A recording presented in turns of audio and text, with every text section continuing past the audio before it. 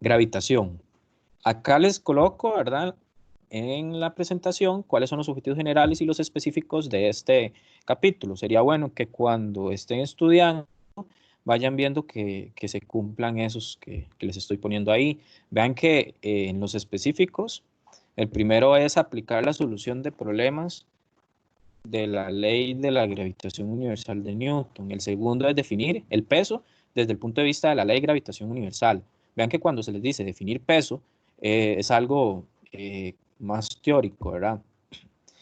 En el tercero, aplicar el concepto de energía potencial gravitacional. Entonces tienen que saber cuál es la ecuación de la energía potencial gravitacional y poder aplicarla en la resolución de problemas. Aplicar la ley de la gravitación universal al movimiento de satélites naturales y artificiales, ¿verdad? Aquí es también todo esto de poder, de que las órbitas si son elípticas, si son circulares, cuáles tipos hay. Citar las leyes del movimiento planetario de Kepler y aplicar las leyes del movimiento planetario de Kepler en la solución de problemas. Entonces, aquí les dejo una motivación primero, ¿verdad? Que algunas de las primeras investigaciones en el campo de la física nacieron de preguntas que la gente se hacía acerca del firmamento. ¿Por qué la luna no se cae hacia la Tierra? ¿Por qué los planetas se mueven en el cielo? ¿Y por qué la Tierra no sale despedida hacia el espacio exterior?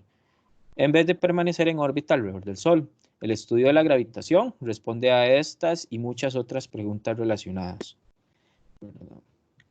Entonces, a los inicios de la ley de la gravitación universal suceden por ahí de 1687 con Isaac Newton, cuando publica su libro Filosofía Natural Matemática.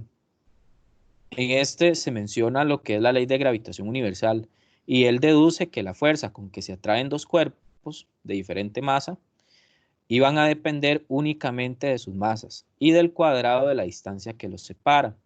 ¿Verdad? Esto es como lo que formula él en este libro, que se los coloco ahí, la imagen del libro. Claro, aquí hay otras formulaciones, ¿verdad? No solo habla de esto, también se hablan de todo lo que son las leyes de Newton. También está en la imagen, pueden ver que a Newton le está cayendo una manzana. Esto se cree que es un mito, ¿verdad? No se sabe a ciencia cierta si de verdad Newton estaba sentado debajo de un árbol viendo hacia, hacia todo lado y vio una manzana caer. Y, no, esto se cree que es un mito. Bueno, entonces, de la ley de gravitación de Newton, se dice, ¿verdad?, que toda partícula de materia en el universo atrae a todas las demás partículas con una fuerza que es directamente proporcional al producto de las masas de las partículas e inversamente proporcional al cuadrado de la distancia. Es esto que está acá, ¿verdad? Entonces, esa Fg sería la fuerza gravitatoria. Esta G de acá es una constante y esa constante va a ser un valor, como se dice, es una constante, un valor que no va a cambiar. Y entonces, cuando hacen problemas en una ecuación, esa G nunca la tienen que encontrar, ya es un valor dado. La masa 1 y la masa 2 serían las dos masas que están interactuando y R la distancia de separación entre ellas, ¿verdad? Entonces, para que tengan pendiente esta ecuación, porque la vamos a usar mucho. Luego les pongo acá estas dos imágenes que son importantes que las lean, ¿verdad? Entonces vemos en la imagen la 12.1 que las fuerzas gravitacionales entre dos partículas de masa m1 y m2 se representa de esa manera. Entonces, aunque las dos partículas tengan masas muy distintas, van a ejercer fuerzas de atracción gravitacional de la misma magnitud. ¿Esto qué quiere decir? Que si tenemos una manzana que está cayendo en el suelo, la fuerza gravitacional que la manzana le ejerce a la Tierra es la misma que la Tierra le ejerce a la manzana, aun cuando ambas tengan masas muy distintas. Y en la otra imagen vemos estos dos ejemplos. Y en la parte A vemos que se nos indica que la fuerza gravitacional entre dos masas esféricas simétricas M1 y M2 se pueden representar de esa manera. Y lo que vamos a hacer es que si nuestros cuerpos son esféricos, como en este caso, en la parte A, los podemos ver como se muestran ahí en la parte B, como dos masas puntuales. Eso es como que si toda la masa del cuerpo estuviese concentrado en su centro, ¿verdad? Que esto lo habíamos visto antes, ¿verdad? El concepto de centro de masa. Entonces, como es totalmente esférico, vamos a suponer que toda su masa está concentrada en el centro. Entonces, ¿para qué nos sirve esto? Que si estamos haciendo un problema de dos planetas y ocupamos la distancia que hay entre los planetas, hay que considerar también la distancia del radio del planeta, porque las distancias van a estar tomadas desde el centro del planeta hasta el otro centro del otro planeta. Vamos a ver esto que es superposición de fuerzas. Entonces, no siempre las fuerzas van a actuar linealmente. Hay casos donde la fuerza es un vector con componentes y vamos a tener que hacer sumatorias de fuerzas en X y en el eje Y para poder solucionar el problema. Al final vamos a hacer un problema de este tipo, ¿verdad? Entonces, lo importante acá en la superposición de fuerzas es lo que les pongo acá, que dice que las fuerzas gravitacionales se combinan vectorialmente. Si se tienen dos masas, cada una de ellas ejerce una fuerza sobre una tercera, y la fuerza total que ejercen estas dos a la tercera es el resultante de sumar todas las fuerzas que hay, ¿verdad? Otro ejemplo, si aquí yo colocara otra masa, pues tendríamos que ver el efecto de esa F3 a esta masa de acá. Entonces al final ya no sería sumar componentes F1X más F2X, sino habría que sumar F1X más F2X más F3X. Y en Y habría que sumar F1Y más F2Y más F3Y. O sea, hay que considerar como si fuera la fuerza neta la suma de todas las fuerzas. Aquí hay un ejemplo de la ecuación de esta que estábamos hablando, para la fuerza gravitatoria. Y vean que en este problema es algo sencillo, es como calcular la magnitud de la fuerza gravitacional mutua entre la Tierra y la Luna. Y nos dicen que supongamos que ambas esferas son homogéneas. Entonces este caso es sencillo porque ambas esferas tienen una distancia entre ellas que va del centro de cada planeta al centro del otro, que en este caso sería la Luna, una de los dos cuerpos celestes. Entonces, vean que la distancia que hay es la que usan acá en la ecuación de fuerza gravitatoria. Las masas serían la masa de los dos objetos que yo estoy relacionando entre sí, que sería la masa de la Tierra y la masa de la Luna. Y al final nos da una fuerza gravitatoria, ¿verdad? Del orden de por 10 a la 20 newtons. Y ahí les dejo eso, que esta cantidad, esta fuerza, se puede conocer como fuerza centrípeta y es la que mantiene a la Luna girando en órbita alrededor de la Tierra. Es una fuerza muy grande, pero la Luna es un objeto muy masivo, con mucha inercia que vencer. Debido a la aceleración radial o hacia adentro, a veces se dice que la Luna está cayendo hacia la Tierra.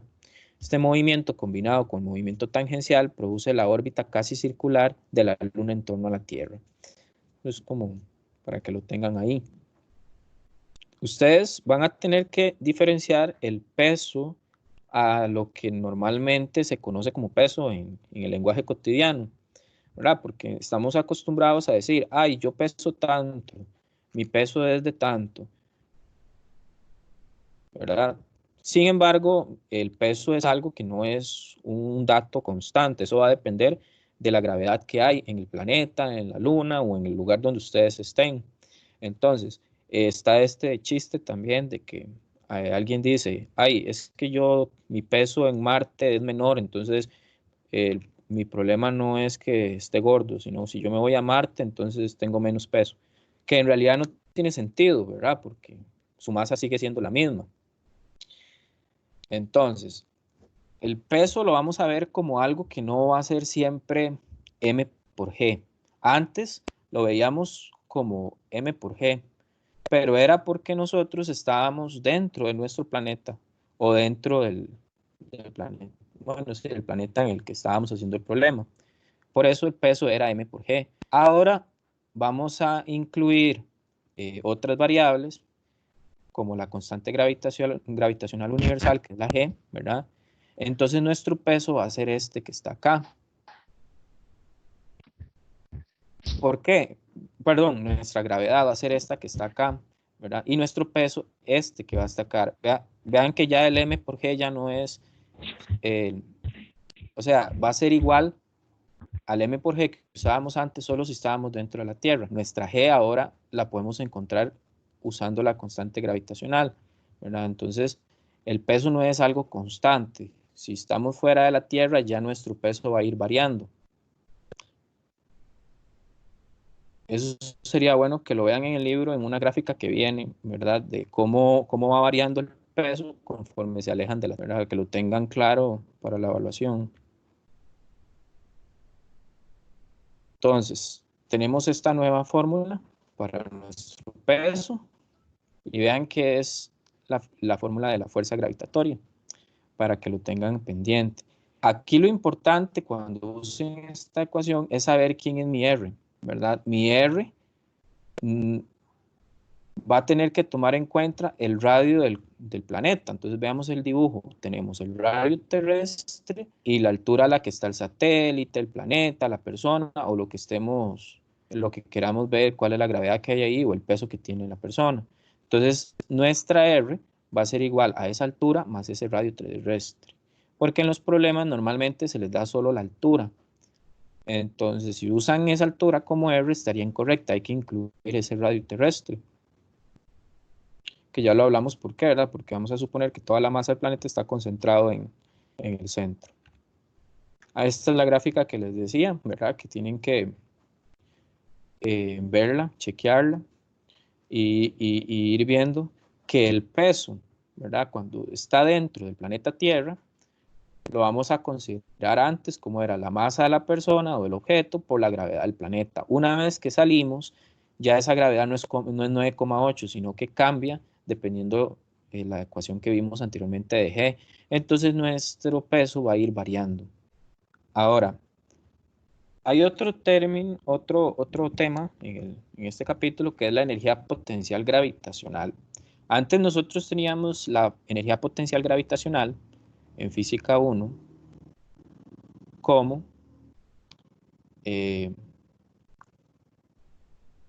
1 menos U2. Ese U antes era solo mg por h. Hay que ser claros que ya el U no va a ser mg por h. ¿Por qué? Porque la gravedad ya no es solo 9,8, puede variar. Entonces nuestro U que vamos a usar ahora va a ser la constante gravitacional, la masa de la Tierra, la masa del objeto y la distancia en la que están, ¿verdad? El negativo de esto. Esto va a ser nuestro U. Entonces vean que nuestro trabajo realizado por la fuerza gravitatoria ahora va a estar dado por esta ecuación de acá. ¿Verdad? Esta es la que importa, ¿verdad? Haciendo ya la integración, esta es la que nos importa. Vamos entonces a tener nuestro trabajo gravitatorio, que va a ser igual que antes, ¿verdad? Como en física 1, solo que con un U diferente, ¿verdad? Y tenemos ahora nuestra energía potencial gravitacional. Entonces, les coloco estos dos aspectos que son importantes para la parte teórica, que nos dicen que si el cuerpo se aleja de la Tierra, digamos que el radio aumente, la fuerza gravitacional va a efectuar un trabajo negativo y la U va a aumentar. Entonces, no sé si se acuerdan que era un trabajo negativo. Entonces, en el trabajo negativo, la fuerza iba a ir contraria al movimiento. Entonces, la fuerza gravitacional va a ser, vamos a hacer el dibujo acá con el astronauta, va a ser hacia acá, pero el astronauta se está alejando. Entonces, como son distintas, distintas direcciones, entonces el trabajo en estos casos era negativo, ¿verdad? Y como sabemos que el trabajo es igual a U1 menos U2 para este caso, el gravitatorio, y es igual a menos, ¿verdad? Porque el delta U es U2 menos U1.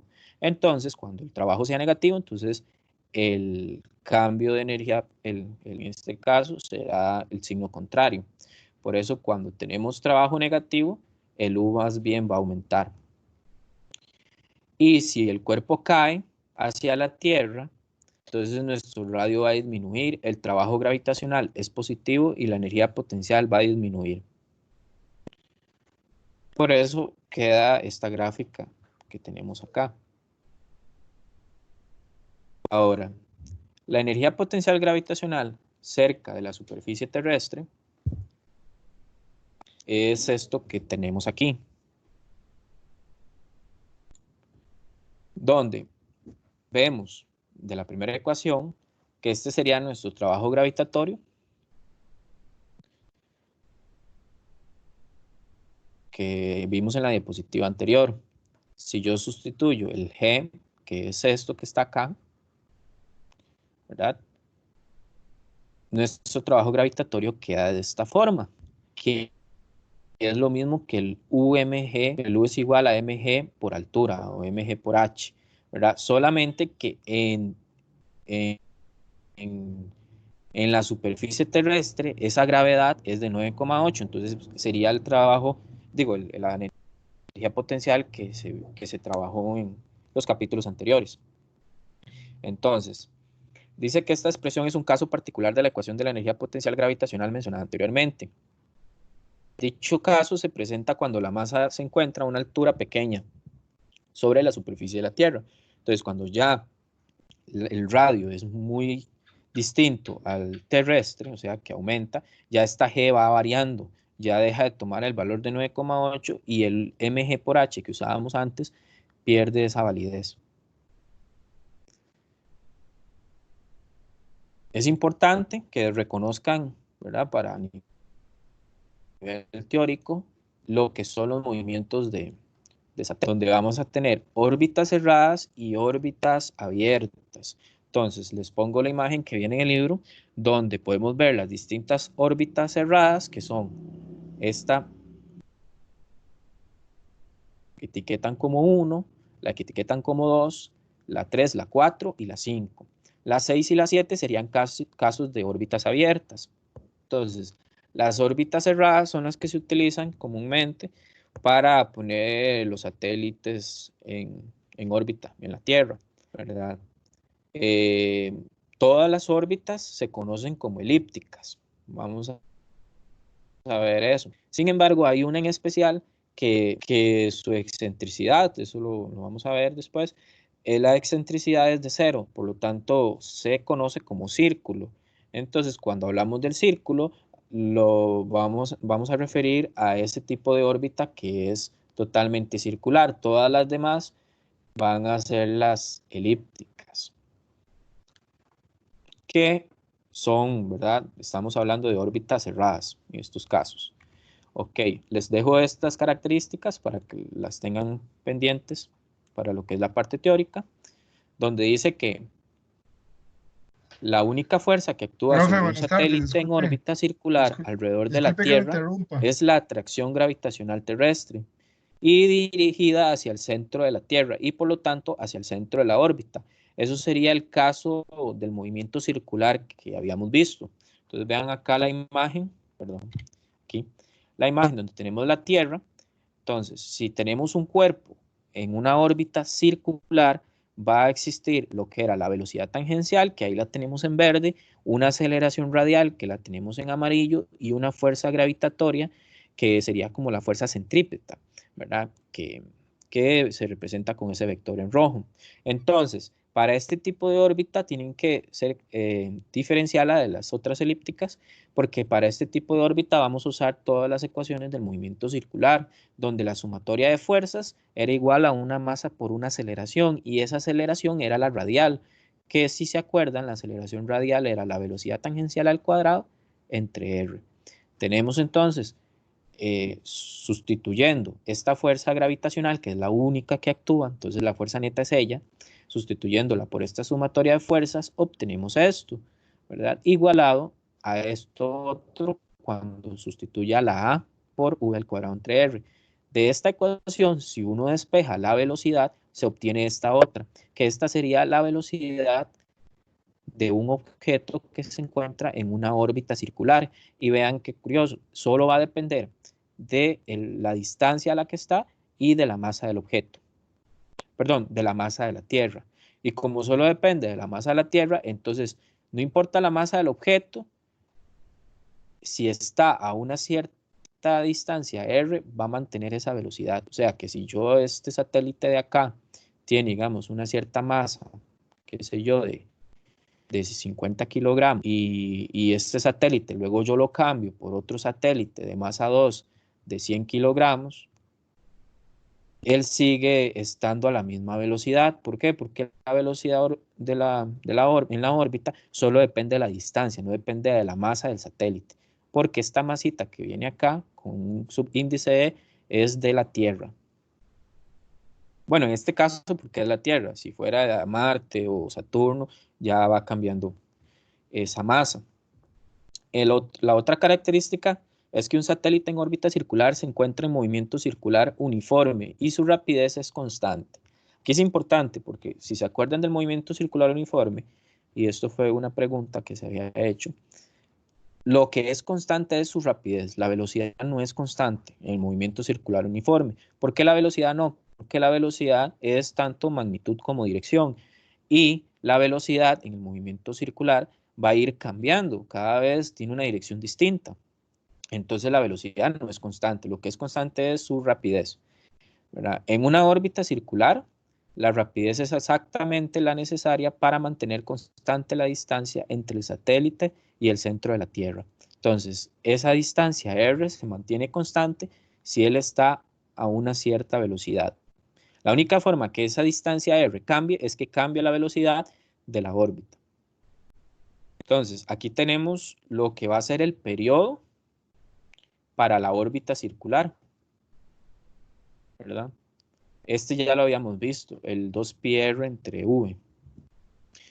Lo que se está haciendo acá es cambiando la velocidad por lo que vimos antes, ¿verdad? Esta de acá, la velocidad para la órbita circular. Yo la cambio acá, entonces me queda esta ecuación que ustedes van a usar para cuando se les pregunten por el periodo de una órbita circular, de un objeto en una órbita circular. En leyes de Kepler interesa demasiado que entiendan, ¿verdad?, la parte teórica de las leyes de Kepler. Entonces, tenemos que este señor, ¿verdad?, Johannes Kepler, desarrolla las leyes de movimiento con observaciones, ¿verdad?, ayudándose con lo que observó Tycho Brahe. Ahí les voy a subir también un link cuando suba el video para que vean un poquito la historia de lo que pasó. Ellos llegan a la conclusión de que no existen solo órbitas circulares, porque en estos tiempos se creía que todos los planetas y todas las lunas, todo estaba ahí dando vueltas en órbitas circulares, ¿verdad? Entonces ellos ya empiezan a hablar de que son elipses. Entonces esto es una elipse, ¿verdad? La elipse tiene la peculiaridad que tiene dos focos. ¿Se acuerdan de un círculo? ¿Un círculo qué es? Es una elipse pero con el foco centrado en el ahí en el centro. Solo tiene un foco. Esta sí tiene dos focos, por eso son elipses. Entonces, ellos se dieron cuenta, ¿verdad? Estas son leyes empíricas, un poquito diferente ya a las leyes que Newton mejora. Estos son más de observación. Él habla de que cada planeta se mueve en una órbita elíptica con el Sol en uno de los focos, ¿verdad? Aquí está el Sol en uno de los focos. Entonces la Tierra va a ir dando vueltas en la elipse. Van a haber momentos donde está más cerca del Sol y otros momentos donde está más lejos en esta órbita. Él decía que una línea del Sol a un planeta dado barre áreas iguales en tiempos iguales. Ahorita vamos a ver qué es eso. Y luego que los periodos de un planeta son proporcionales a la longitud del eje mayor de sus órbitas elevada a la potencia algo. Ahorita vemos eso, claro, porque ahí suena extraño. Entonces, les dejo esto, es una actividad que pueden hacer con sus estudiantes, ¿verdad? Para explicar lo que es una elipse, ¿verdad? Ustedes ponen ahí dos clavos o dos tachuelas y sujetan ahí un hilo al extremo y ponen un lápiz y empiezan a darle vuelta al lápiz y ese lápiz le va a dibujar una elipse. Entonces ustedes pueden explicarle a los estudiantes que una elipse tiene dos focos, cada foco sería como la tachuela y vamos a tener lo que se llaman semiejes, que ahorita vemos. Entonces, aquí tenemos la primera ley de Kepler. En la primera ley de Kepler, ¿verdad? Entonces teníamos esto, de que tenemos una elipse con dos focos, ¿verdad? Y el Sol en uno de esos focos. Cuando la Tierra esté más cercana al Sol, a esa distancia se le llamaba afelio. Y cuando la Tierra esté a una distancia más larga, le llamábamos perihelio. Entonces, para efectos de evaluación, aprendan bien estos términos teóricos de afelio y perihelio. Entonces, acá, en la primera ley de Kepler, se indica que los planetas se mueven en órbitas elípticas, con el Sol en uno de sus puntos focales. Para un cuerpo sobre el que actúa una fuerza de atracción proporcional a esto, ¿verdad?, que es 1 entre R a la 2, las únicas órbitas son cerradas. Entonces, si tenemos una fuerza, ¿verdad?, y esa fuerza es proporcional a 1 entre R a la 2, entonces lo que vamos a tener es una órbita cerrada, sea elíptica, circular, ¿verdad?, es órbita cerrada. Y otra es que las órbitas presentan una excentricidad y esa se representa por la letra E. La excentricidad es lo que me va a decir qué tan achatado es la órbita, ¿verdad? Entonces, para el efecto del círculo, donde no es nada achatado y solo tiene un foco, entonces se dice que la excentricidad va a ser 0. Entonces, como lo importante de la primera ley de Kepler. De la segunda ley de Kepler, lo que importa es esto que dice acá. Una línea del Sol a un planeta barre áreas iguales en lapsos de tiempos iguales. Entonces, si aquí tenemos el Sol y aquí va la Tierra, digamos que tomando en cuenta cuando iba por acá hasta acá, si yo veo cuánta área hay, cuánta área es la que está recorriendo, y luego analizo otro movimiento que tenga la misma área, ¿verdad? Vean que recorre menos distancia, pero como está más largo del Sol, entonces las dos áreas son las mismas. ¿Qué sucede ahí? Que entonces la velocidad, esta velocidad y esta velocidad, tiene que ser tal que se cumpla esto, que se muevan esas áreas en lapsos de tiempos iguales. Ahora, la velocidad del sector tiene el mismo valor en todos los puntos de la órbita. Y esto de acá, ¿verdad?, ¿qué es lo que ponemos acá? La velocidad de un sector. ¿Qué sería la velocidad de un sector? Esa velocidad de esta área. Entonces, va a ser la variación del área con respecto al tiempo. Y va a estar dado por un medio del radio por la velocidad por el seno del ángulo, ¿verdad? Y esto de acá, que esto es a nivel más teórico. Cuando el planeta está cerca del Sol, esta R se vuelve pequeña y el delta zeta, delta t, se vuelve grande. ¿Qué significa el delta zeta, delta t? La velocidad que tiene en ese sector. Entonces, significa que para cuando el Sol está en esta posición, ¿verdad?, que era el afelio, entonces su delta zeta entre delta t o su velocidad angular acá es súper grande con respecto a la que tiene de este lado. Porque del otro lado vamos a tener el caso cuando el radio es grande y el delta zeta sobre el delta t es pequeño. Y la última ley de Kepler, que aquí lo importante, ¿verdad?, es saber que el periodo no depende de la excentricidad de la órbita. Los cuadrados de los periodos de los planetas son proporcionales al cubo de sus radios orbitales. ¿Qué significa eso?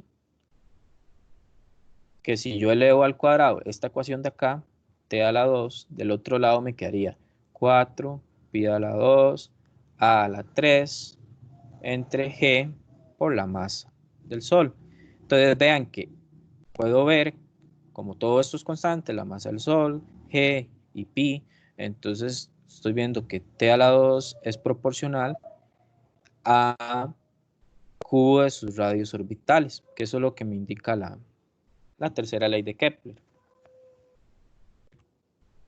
Acá les dejo esto, ¿verdad? Ya está resuelto. Es importante que lo lean y lo entiendan por si se les pregunta o si se les pide que demuestren la tercera ley de Kepler,